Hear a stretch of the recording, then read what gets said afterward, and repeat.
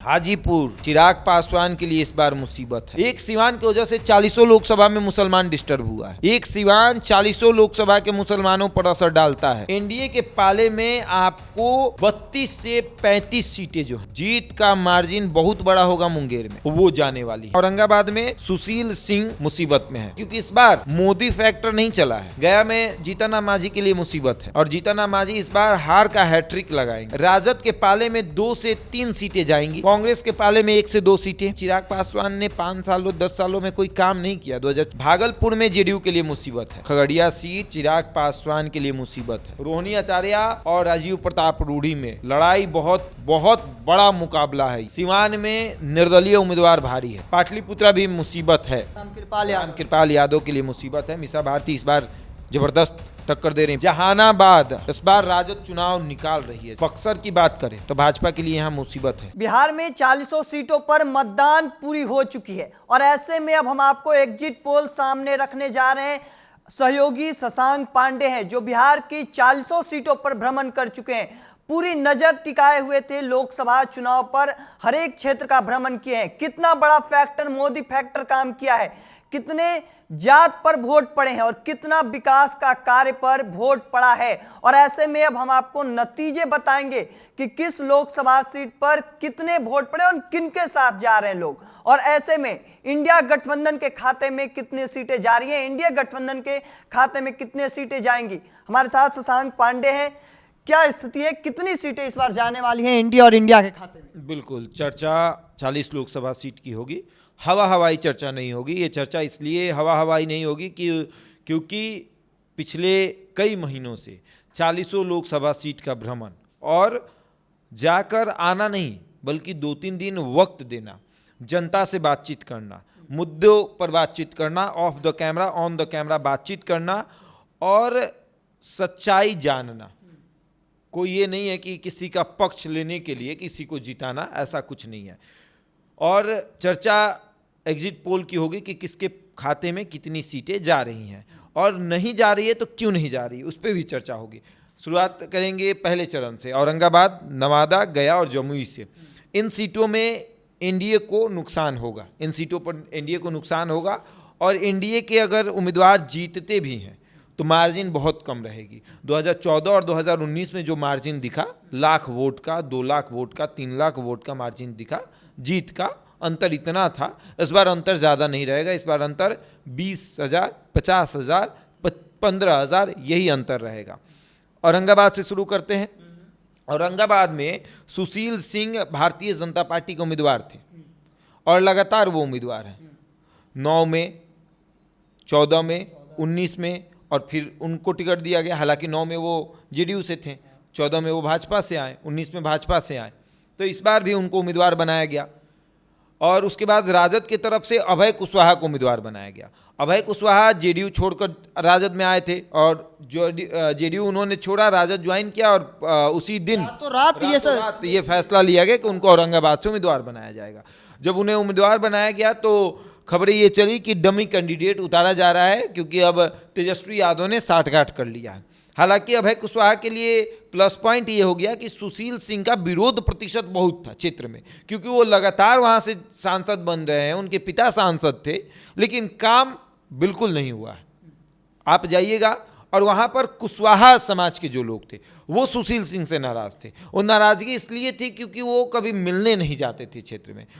जनता को ऐसा लगता था कि ये बार बार सांसद बन जाते हैं तो उनको लगता है कि भैया अब क्या करेंगे, अब तो जनता इसे ही जिता रही है। और सबसे बड़ी बात, सुशील सिंह औरंगाबाद को चित्तौड़गढ़ अगर उनके सामने कह दीजिएगा तो उनके अंदर आग बबूला मतलब एक फूटने लगता था, गुस्सा हो जाते थे कि चित्तौड़गढ़ क्यों कह रहे हैं, क्योंकि उनको डर था कि चित्तौड़गढ़ कहिएगा तो अति पिछड़ा और पिछड़ा का वोट जो है, दलित का जो वोट है वो हमको नहीं मिलेगा। तो उसको साधने के लिए अपने आप के नाम के पीछे से अगर राजपूत शब्द भी हटाना पड़े तो वो भी हटाने को तैयार थे कि राजपूत हटा दीजिए, सिंह हटा दीजिए, हम कुछ नहीं है। केवल वो कहना चाहते हैं सुशील हमको कहिए, सुशील केवल बस। हाँ, और उसके बाद आते हैं नवादा में। तो यहाँ औरंगाबाद में सुशील सिंह मुसीबत में है। अभय कुशवाहा इन पर भारी हैं। नवादा की बात करेंगे, विवेक ठाकुर भाजपा के उम्मीदवार, विनोद यादव निर्दलीय उम्मीदवार, उसके बाद श्रवण कुशवाहा राजद के उम्मीदवार। तो यहाँ पर एक सबसे बड़ी बात हुई कि बाहरी भीतरी की लड़ाई शुरू हुई। बाहरी भीतरी की लड़ाई ये इसलिए हुई कि भारतीय जनता पार्टी 2014 में गिरिराज सिंह को लेकर जाती है, बाहरी थे। 2019 में चंदन सिंह को लेकर जाती है, बाहरी थे। 2024 में विवेक ठाकुर को लेकर जाते हैं, बाहरी हैं। और ये वहाँ के लोगों में एक नाराजगी थी कि हर बार बाहरी क्यों लाया जाता है, और वो बाहरी आते हैं और उसके बाद नवादा के विकास के नाम पर वो किसी और क्षेत्र का विकास कर दे के चले जाते हैं, नवादा के स्कूल को अपने यहाँ लेकर चले जाते हैं, और उसके बाद शान से कहते हैं कि हम थे। भोला सिंह से लेकर गिरिराज सिंह और विवेक ठाकुर सब लोग बाहरी। चर्चा हुई वहाँ पर। यहाँ विवेक ठाकुर भले मुसीबत में आ रहे थे, श्रवण कुशवाहा आगे निकल रहे थे, लेकिन विनोद यादव खड़े हो गए। और विनोद यादव भी कौन? राजबल्लभ परिवार का। अब राजबल्लभ परिवार की नवादा में तूती बोली जाती है। आप जाएंगे तो वहाँ पर असली और नकली राजद की लड़ाई होती है कि असली राजद मतलब राजबल्लभ परिवार और नकली राजद मतलब लालू यादव। तो यहाँ विवेक ठाकुर आसानी से चुनाव जीत जाएंगे, क्योंकि यादव वोट श्रवण कुशवाहा जो है यादव वोट समेट रहे थे, उसको विनोद यादव ने काट दिया। तो विनोद यादव 50,000 से 1 लाख के बीच में रह जाएंगे। तो श्रवण कुशवाहा का यादव वोट कट गया, तो ये लोग आपस में लड़ गए, तो विवेक ठाकुर को भूमिहार वोट कर दिया। हालांकि विवेक अगर जीतते हैं तो कितना बड़ा मार्जिन हो सकता है? देखिए, यहाँ भी मार्जिन बहुत कम रहेगा। हालांकि देखा जाए तो मार्जिन बढ़ेगा भी, क्योंकि भूमिहार एकजुट होकर मतलब एक तरफा वोट किए हैं। स्वर्ण का वोट जो है वो एक तरफा है, बनिया वोट एक तरफा किए हैं, तो मार्जिन रहेगा। तो ये भी मार्जिन लाख तक मुश्किल से जाएगा, क्योंकि 1 लाख मुश्किल से जाएगा, क्योंकि इस बार मोदी फैक्टर नहीं चला है। आप देखिए, चर्चा मोदी की हो रही थी, लेकिन उतनी भी चर्चा नहीं हो रही थी। चर्चा इसलिए भी नहीं हो रही थी कि विपक्ष भी कमज़ोर था, विपक्ष भी नहीं चाहता था हल्ला करना, शोर शराबा करना, आसानी से चुनाव हो जाए, ख़त्म करें।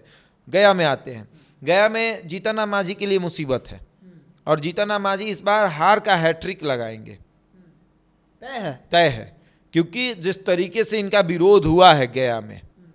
और कुमार सर्वजीत को लेकर एक प्लस पॉइंट था कि कुमार सर्वजीत जब कृषि मंत्री बने तो उन्होंने बहुत काम किया अपने क्षेत्र में, मंत्री रहते हुए अपने क्षेत्र में उन्होंने बहुत काम किया है।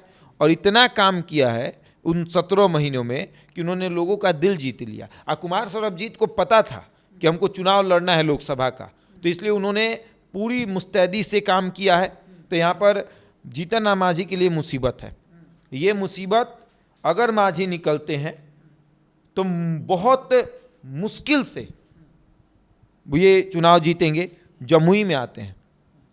जमुई में अरुण भारती के लिए मुसीबत है, क्योंकि चिराग पासवान को लेकर नाराजगी थी जमुई की जनता में। सबसे पहले रैली की शुरुआत जमुई लोकसभा से ही हुई थी। बिल्कुल, प्रधानमंत्री नरेंद्र मोदी आए थे जमुई में, वहीं से शुरुआत हुई, बिल्कुल वहीं से बजा। लेकिन अरुण भारती के लिए इसलिए मुसीबत है कि चिराग के जीजा हैं, और दूसरा सबसे बड़ा कारण ये है कि इनको लेकर विरोध इसलिए हो रहा है क्योंकि चिराग पासवान ने 5 सालों 10 सालों में कोई काम नहीं किया। 2014-2019 में उन्होंने कोई काम नहीं किया, तो फिर बदला किससे जनता लेगी? और जनता को पता है ना कि चिराग पासवान के जीजा है, तो इन्हीं को वोट नहीं करते हैं, तो इनके लिए मुसीबत है। हालांकि ये भी सीट आसानी से निकाल लेंगे। किशनगंज में आते हैं। किशनगंज में जेडीयू पिछली बार भी हारी थी, कांग्रेस एक सीट मुश्किल से किशनगंज में निकाल पाई थी, इस बार भी वही होगा। इस बार भी जेडीयू किशनगंज में नहीं निकलेगी। कटिहार की बात करें तो कटिहार में जेडीयू जो है वो निकाल लेगी। भागलपुर में जेडीयू के लिए मुसीबत है, क्योंकि अजीत शर्मा को लेकर खूब चर्चा हो रही है। विरोध नहीं है अजीत शर्मा का, कांग्रेस के उम्मीदवार है, कितना काम करेंगे? बिल्कुल बहुत काम कर रहे हैं। भूमिहार वोट एक तरफा, मुसलमान का वोट एक तरफा, यादव का वोट एक तरफा, और जातियां इनके साथ। बिल्कुल बिल्कुल। तो ये भागलपुर में इनके लिए मतलब जेडीयू के लिए मुसीबत है। ऐसा कोई वजह बताइए जिससे अजीत शर्मा के लोग साथ दे रहे हो? अजीत शर्मा का साथ देने का मतलब सबसे बड़ी वजह है कि वहाँ के उम्मीदवार अजय मंडल को लेकर लोगों में नाराज़गी है। उन्होंने काम नहीं किया है कोई। भागलपुर में आप जाइएगा तो अभी भी कई जगहों पर ऐसे हैं जहाँ सड़क की सही व्यवस्था नहीं है। जनता अभी भी कह रही है कि सांसद महोदय तो जीतते हैं, उसके बाद कभी दिखते ही नहीं है। मोदी के नाम पर जीत कर चले जाते हैं, फिर दिखते नहीं है। अब मोदी के नाम पर कितना वोट दें?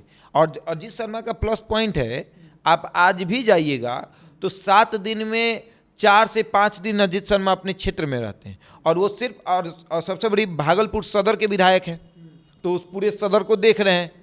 और सदर में विकास होता है तो आसपास के विधानसभा के लोग आते हैं तो कहते हैं कि बढ़िया विधानसभा में विकास हुआ है, अजीत शर्मा इस बार खड़े हुए। अब आते हैं पूर्णिया में। पूर्णिया में मुसीबत है। पप्पू यादव कितना निर्दलीय उम्मीदवार, समझिए कि सभी दलों पर भारी हैं। और जो माहौल बना पूर्णिया से इस बार दिखा कि 2009 के बाद पहली बार निर्दलीय का बोलबाला इतना रहा। यहाँ भी जेडीयू को नुकसान हो सकता है। संतोष कुशवाहा के लिए नाराजगी है लोगों में, और लोग कह रहे हैं कि भैया क्यों जिताएं, क्या करते हैं, आते हैं चले जाते हैं, दिखते नहीं हैं। और पप्पू यादव के लिए प्लस पॉइंट था कि पप्पू यादव सांसद हैं या नहीं है, लोगों के बीच में है। और लोग कह रहे हैं कि चाहे कोरोना हो, चाहे चमकी बुखार हो, चाहे फिर और कोई महामारी हो, हमारे लिए अगर कोई खड़ा हुआ तो पप्पू यादव। चाहे कोरोना काल हो, चाहे पटना में जब बारिश पटना की बाढ़ की बात करे या कटिहार की बात करे, चाहे कटिहार नरसंहार की बात करे, या फिर किशनगंज में कोई मामला हो, पूर्णिया में कोई मामला हो, मधेपुरा में कोई मामला हो, आपका छपरा कांड हो, या फिर मुबारकपुर कांड हो, वो हर चीज़ में आपको शामिल दिखेंगे। तो ये उनके लिए प्लस पॉइंट था। बांका सीट आसानी से निकल जाएगा जेडीयू का, ठीक है। उसके बाद आते हैं झंझारपुर भी सीट एनडीए के पाले में आसानी से जाएगा, क्योंकि यहाँ पर वीआईपी ने अपना उम्मीदवार उतारा और डमी कैंडिडेट उतारा। बिल्कुल कोई चर्चा नहीं। आप झंझारपुर में जाएंगे, इनके उम्मीदवार को कोई पहचानता तक नहीं था। डमी कैंडिडेट, किसी मतलब आरएसएस से वो उठकर आया, चाहे भाजपा से उठकर आया, आपने उसको टिकट दे दिया। कोई चर्चा नहीं हो रही, क्योंकि क्षेत्र में चर्चा हो रही कि वोट दे देंगे, और वोट दे देंगे तो ये करेंगे क्या। और यहाँ पर हैं गुलाब यादव। अब गुलाब यादव किसका वोट काटेंगे? यादव का। और यादव किसका वोटर है? इंडिया गठबंधन का। तो फिर इंडिया गठबंधन का वोट तो कट गया, तो झंझारपुर में आसानी से ये सीट निकल जाएगी। सुपौल भी आसानी से निकलेगा। खगड़िया राजेश वर्मा और शाम, देखिए सबसे यहाँ दिक्कत है खगड़िया में। खगड़िया सीट चिराग पासवान के लिए मुसीबत है। बाहरी भीतरी की लड़ाई यहाँ भी है, और खगड़िया की जनता ने इस बार राजेश वर्मा पर कई सारे आरोप लगे थे, कई बड़े बड़े आरोप के खुलासे हो रहे हैं। SC ST केस था उनके ऊपर, उसके बाद गुंडा बैंक चलाने का आरोप। तो दलित इनको वोट नहीं कर पाया। दलित इनको का साथ छोड़ दिए। दलितों ने क्यों नहीं छोड़ेगा भाई? आपने वैसे व्यक्ति को उम्मीदवार बनाया जिस पर SC ST मामला हो, और ऐसे तो हुआ नहीं। आपने दलितों को परेशान किया होगा, आपने सताया होगा, आप गुंडा बैंक चलाते हैं। तो यहाँ मुसीबत है खगड़िया में। मधेपुरा आसानी से निकलेगा, अररिया आसानी से निकलेगा। उसके बाद चौथे चरण में आते हैं दरभंगा आसानी से। उजियारपुर में भी नहीं है कोई दिक्कत। फिर आते हैं आपको समस्तीपुर में सनी हजारी मजबूत है, सांभवी भी हैं, लेकिन सनी हजारी भी टक्कर दे रहे हैं। हालांकि सांभवी चौधरी आसानी से सीट नहीं निकाल पाएंगे, लेकिन निकाल लेंगी। हाँ, वोट प्रतिशत कम रहेगा, जीत का मार्जिन कम रहेगा, लेकिन सीट निकलेगी ये भी। उसके बाद बेगूसराय आते हैं। बेगूसराय मुसीबत है, क्योंकि जिस तरीके से विरोध हुआ, आपने देखा जितना विरोध हुआ है गिरिराज सिंह का। और पिछली बार भी गिरिराज सिंह चुनाव लड़ने नहीं जा रहे थे। उनको लग रहा था कि बेगूसराय से हमको लड़ाकर हराने की साजिश रची जा रही है। तो बेगूसराय भी उनके लिए मुसीबत है। हालांकि सीट निकालना, जीतना आसान है एनडीए के उम्मीदवारों के लिए, लेकिन जब वोट मार्जिन, जब जीत का मार्जिन कम हो जाता है, तब समझिए कि जनता में विरोध है आपको लेकर। पिछली बार 19 में जीत कितनी सी हुई थी? 2 लाख, 3 लाख, 2.5 लाख। जितना एक व्यक्ति को वोट मिलता है उतना से ये लोग जीते थे। और इस बार हारेंगे तो क्या होगा। उसके बाद मुंगेर आसानी से निकालेंगे ललन सिंह, मुंगेर में क्या मतलब मार्जिन बड़ा होगा छोटा होगा? बड़ी मार्जिन से, एक बड़ा मार्जिन होगा, जीत का मार्जिन बहुत बड़ा होगा मुंगेर में।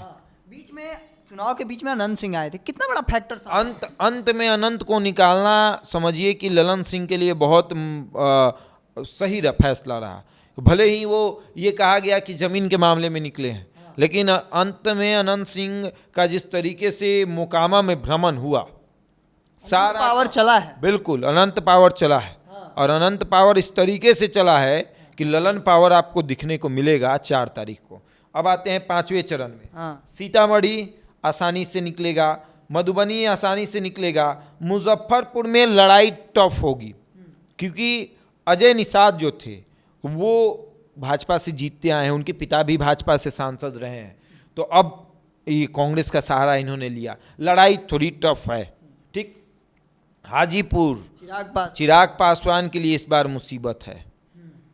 हालांकि बड़े बड़े दावे हैं कि सीट निकल जाएंगे, लेकिन वोट प्रतिशत देखा आपने, और ये वोट प्रतिशत कम होता है यानी एनडीए को मुसीबत, और वोट प्रतिशत जिस तरीके से कम हुआ है इसमें चिराग पासवान के लिए मुसीबत है। और देखने वाली बात होगी कि चिराग पासवान कितने वोटों से चुनाव जीतेंगे। सारण की बात करेंगे, सारण तो सबसे हॉट सीट हो गया, वहाँ गोलियां चल गई। रोहिणी आचार्य और राजीव प्रताप रूढ़ी में लड़ाई बहुत बहुत बड़ा मुकाबला है ये। हालांकि 2014 और 2019 में राजीव प्रताप रूढ़ी लालू परिवार को ही हराए थे, राबड़ी देवी को भी उन्होंने चुनाव हराया और लालू यादव के समधी को भी चुनाव उन्होंने हराया।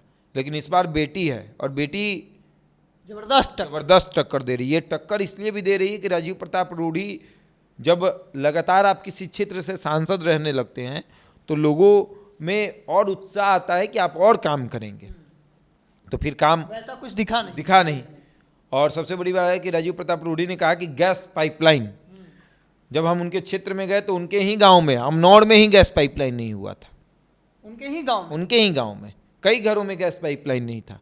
तो वो लोग तो वोट नहीं ना करेंगे, झूठे वादे करने से तो नहीं होगा। वाल्मीकि नगर आसानी से निकलेगा, पश्चिम चंपारण, पूर्वी चंपारण आसानी से निकलेगा। शिवहर लोकसभा सीट पर खूब चर्चा हो। उससे पहले पूर्वी चंपारण तक हम रुकते हैं। पूर्वी चंपारण लगभग 3 जगहों पे वीआईपी चुनाव लड़ी है, कितना मजबूत फैक्टर रहेंगे मुकेश सहनी लगातार ताकत? बिल्कुल नहीं, खुद चुनाव क्यों नहीं लड़ लिए? उनको पता था कि चुनाव हार जाएंगे, पता था कि हमारी पार्टी जो है वो मजबूत नहीं है। इंडिया गठबंधन के भरोसे आप चुनाव लड़िएगा, जीत जाइएगा, ऐसा है क्या? अब तेजस्वी यादव के साथ 250 सभा कर लीजिए, हेलीकॉप्टर में आप मछली खा लीजिए, केक कटवा दीजिए, उससे आपका उम्मीदवार जीतेगा? अपने उम्मीदवार के लिए पर्सनल आपने कितना मेहनत किया। अरे बोचाहा चुनाव में आप, मुजफ्फरपुर लोकसभा क्षेत्र में पड़ता है बोचाहा, कुडनी, नाक मतलब कहें तो इन्होंने कैंप कर दिया था कि नाक को चने चबा देंगे। क्या हुआ? परिणाम सबके सामने था। और इनका अपना वोट कितना आया? वो तो वोट था उस प्रत्याशी का था, और इन्होंने कहा कि मेरे नाम पर वोट मिला है। उसके जो उम्मीदवार उतरे हैं वीआईपी के, वो कितने जीतने वाले हैं? इन सब तीन में से एक भी नहीं, 3 में से एक भी नहीं, 0 रहेगा वीआईपी का। जमानत जब्त तो हो जाए किसी सीट पर, ऐसा भी हो सकता है। दावा कर रहे हैं आप घूमने के। पूर्वी चंपारण में ही हो जाएगा। उसके बाद आते हैं शिवहर में चर्चा हो रही है लवली आनंद जीतेंगी, लेकिन वोट प्रतिशत मतलब जो है जीत का जो मार्जिन है बहुत कम रहेगा, लेकिन चुनाव जीतेंगी। और ये इसलिए भी जीतेंगी कि बनिया एक तरफा हो गया। बनिया वोट और राजपूत वोट, वो एक तरफा वोट किया है लवली आनंद को, तो यहाँ ये सीट आसानी से निकाल रही है। वैशाली मुसीबत है, मुन्ना शुक्ला भारी पड़ रहे हैं, और जिस तरीके से वो बीना देवी पर भारी पड़ रहे हैं, क्योंकि बीना देवी को आपने भी एक खबर चलाया था, कितना विरोध हुआ था, फिर अंत में पैसा बांटने का एक वीडियो सोशल मीडिया काफी वायरल है। तो मुन्ना शुक्ला भारी पड़ रहा है, और राजद ऐसे जगहों पर अपना सीट निकाल पा रही है। वैशाली की बात करें, औरंगाबाद की बात करें, ऐसे जगहों पर अपनी सीटों को निकाल रही है। अब आते हैं सिवान में। वैशाली को देखकर ऐसी चीजें लग रही हैं कि खगड़िया हो गई, वैशाली हो गई, हाजीपुर, ऐसा लगा जा रहा है कि चिराग पासवान जितनी मजबूती से 5 सीटें उन्हें दे दी गई नरेंद्र मोदी की तरफ से, भारतीय जनता पार्टी की तरफ से, कितना मजबूत रहे चिराग। क्षेत्र में चर्चा हो रही थी कि इन्होंने सीट बेच दिया है। चर्चा चल, बिल्कुल चर्चा हो रही थी कि इन्होंने सीट बेचा है। वैशाली में आप जाएंगे, लोग कहते थे कि 30 करोड़ में सीट इन्होंने बेचा है, जनता कह रही थी। आप जाइए खगड़िया में, कह रही थी कि किसको उम्मीदवार बनाए भाई, बस मतलब पैसे के लेकर। जमुई में आपने अरुण भारती ने कितना झंडा उठाया था। जो मतलब सच्चा कार्यकर्ता है पार्टी का, उसे टिकट नहीं मिल पाया। सिवान की बात करेंगे, सिवान में निर्दलीय उम्मीदवार भारी है, हिना साहब। राजद ने वहाँ पर अवध बिहारी चौधरी को अपना उम्मीदवार बनाया, जेडीयू ने वहाँ पर विजया लक्ष्मी को अपना उम्मीदवार बनाया, बबीता सिंह जो है, कविता सिंह, माफ़ करिएगा, कविता सिंह अजय सिंह की पत्नी है, वो वहाँ से सांसद थी, तो उनका टिकट काट कर और विजया लक्ष्मी कुशवाहा को उम्मीदवार बनाया गया। विजया लक्ष्मी कुशवाहा को लोग वोट नहीं कर रहे थे, राजपूत ब्राह्मण भूमिहार वोट नहीं कर रहे थे। वो इसलिए क्योंकि उनका परिवार, विजया लक्ष्मी देवी का कुशवाहा का परिवार कभी एक समय में लाल सलाम से जुड़ा रहा, जो जमीनों पर कब्जा किया करते थे। बिल्कुल, रमेश कुशवाहा तो उनका परिवार हुआ, विजय लक्ष्मी कुशवाहा का परिवार।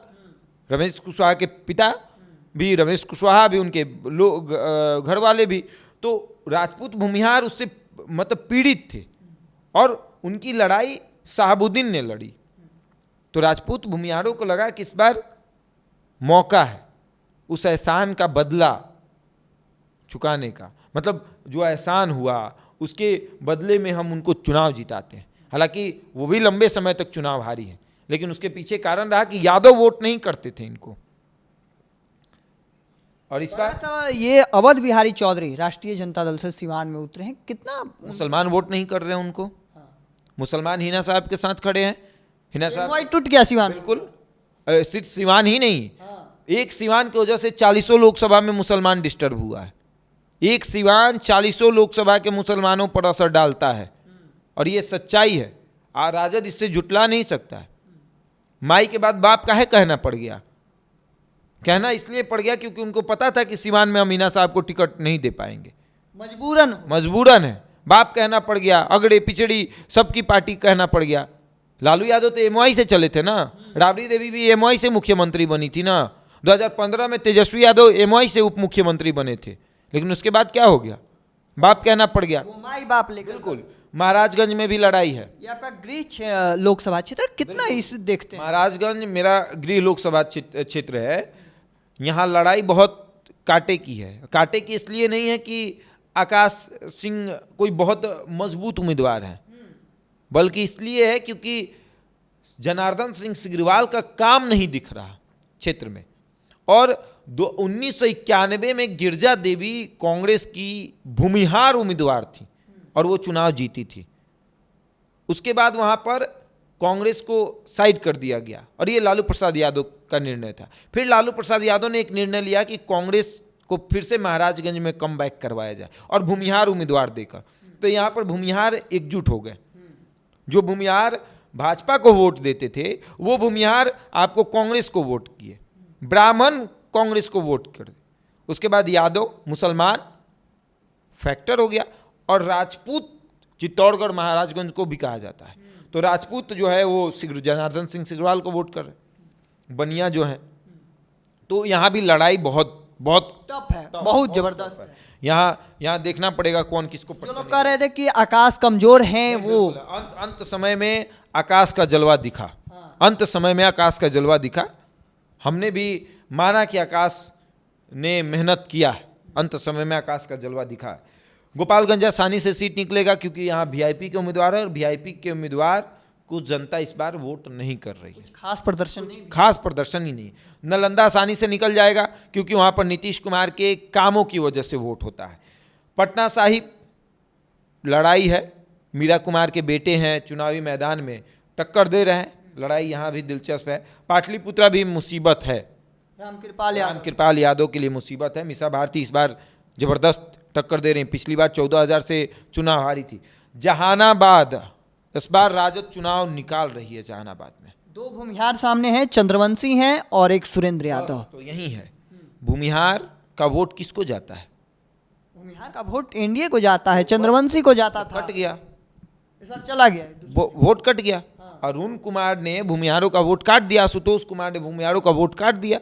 यादव को तो कोई नहीं काट पाया ना, मुसलमान को तो कोई नहीं काट पाया, दलित को तो कोई नहीं काट पाया। 1400 वोट से हारे थे पिछली बार, तो इस बार आसानी से सीट निकलेगा। आसानी से जहानाबाद में सुरेंद्र प्रसाद यादव चुनाव जीत रहे हैं। टक्कर किस में रहने वाला है? टक्कर वहां पर अरुण कुमार और सुरेंद्र प्रसाद में। चंद्रेश्वर चंद्रवंशी का विरोध बहुत है और जेडीयू को ये सीट बदल देना चाहिए था। मतलब लड़ाई से बाहर हो गए, लड़ाई से बाहर। बिल्कुल, नीतीश कुमार ने लाख प्रयास कर लिया लेकिन कुछ नहीं हो पाया। काराकाट में चलते हैं, काराकाट में यहाँ भी निर्दलीय उम्मीदवार है पवन सिंह, पावर स्टार कहे जाते हैं। लेकिन आप इसे नहीं भूल सकते हैं कि राजनीति को समझने वाले, जानने वाले लोग पवन सिंह को देख रहे हैं। लेकिन एक ये भी सच्चाई है कि जो लोग हैं, जो पढ़े लिखे हैं, जो शिक्षित हैं, जो मतलब ये देखते हैं कि क्या करना है, कैसे करना है, पवन सिंह को वोट करेंगे। वो क्यों करेंगे? निर्दलीय उम्मीदवार हैं, क्यों करेंगे? कैसे, मुद्दा क्या, सदन में क्या उठाएंगे मुद्दा? उन्होंने कई बातें, कई वादे किए हैं, आपने भीड़ भी देखा होगा। वादा करना बहुत आसान होता है, वादा सब कोई कर लेता है, लेकिन पूरा करना मुसीबत है। और पवन सिंह, नो डाउट कि पवन सिंह फाइट नहीं कर रहे हैं, फाइट तो ज़बरदस्त कर रहे हैं। वो फाइट ऐसा कि उपेंद्र कुशवाहा का हालत तो खराब हो गया था, लेकिन उपेंद्र कुशवाहा भी यहाँ से चुनाव निकाल ही लेंगे। सासाराम की बात करें, सासाराम में भी एनडीए का पक्ष भारी है। उसके बाद बक्सर की बात करें तो भाजपा के लिए यहाँ मुसीबत है। आनंद मिश्रा यहाँ पर बहुत मजबूत उम्मीदवार दिख रहे हैं। निर्दलीय उम्मीदवार हैं आनंद मिश्रा, अब बहुत मजबूत हैं, घर घर जाकर पहुंच चुके हैं। मिथिलेश तिवारी के लिए मुसीबत बन चुके हैं आनंद मिश्रा। और बक्सर ब्राह्मणों का गढ़, और आनंद मिश्रा को लेकर एक पॉजिटिव ये है कि घर वाले हैं, मिथिलेश तिवारी बाहरी हैं। और मिथिलेश तिवारी का एक और विरोध है कि अश्वनी चौबे के साथ रहकर इन्होंने अश्वनी चौबे का टिकट कटवा दिया, इसलिए इनका विरोध हो रहा है। आरा में भी सीट आसानी से निकल जाएगा। अब आते हैं एनडीए के पाले में कितनी सीटें जाएंगी। एनडीए के पाले में आपको 32 से 35 सीटें जो हैं वो जाने वाली हैं। 40 में से पिछली बार 39 गई थी, इस बार 39 नहीं जाने वाली है। इस बार 32 से 35 सीटें एनडीए के पाले में जाएंगी। राजद के पाले में 2 से 3 सीटें जाएंगी, खाता खुलेगा इस बार।